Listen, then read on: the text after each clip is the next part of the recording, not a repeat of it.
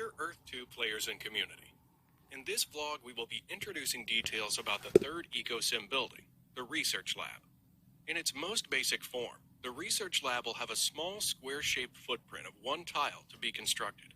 It is the second EcoSim building in the tech tree after the Mentor, and is required to research blueprints for the construction of other basic EcoSim buildings.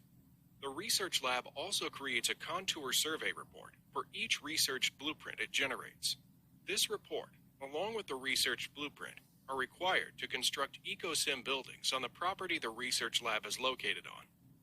We are exploring ways to allow players to merge properties, and if we release this feature, players will be able to merge properties together.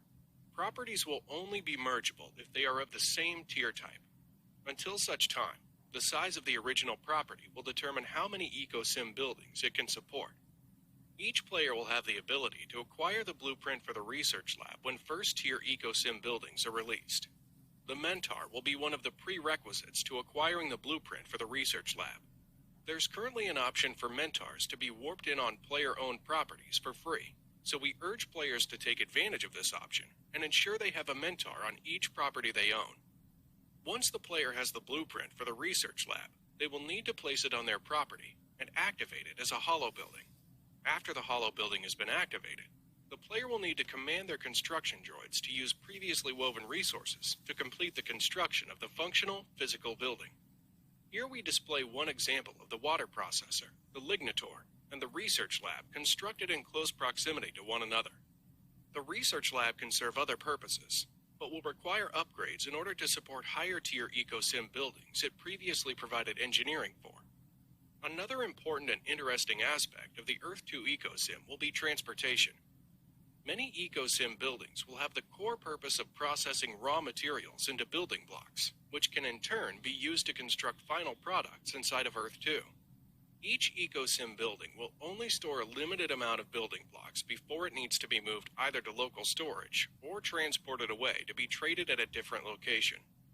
Building blocks can also be transported directly to an EcoSim hollow building, where they can be used by construction droids to complete a building. Different types of transportation will best suit different types of vehicles. For example, smaller vehicles would be more economical to run for smaller cargo on shorter trips, while larger vehicles may be more economical to run for larger cargo on medium to longer trips. Numerous types of vehicles will be introduced into Earth 2, and although some can serve as multi-purpose vehicles, many will be suited for specific purposes or specific cargo types. Vehicles will also have a variety of attributes, such as acceleration, top speeds, reachability, cargo weight ratio, and more, which naturally adds to the overall strategic consideration required by players taking part in the EcoSim.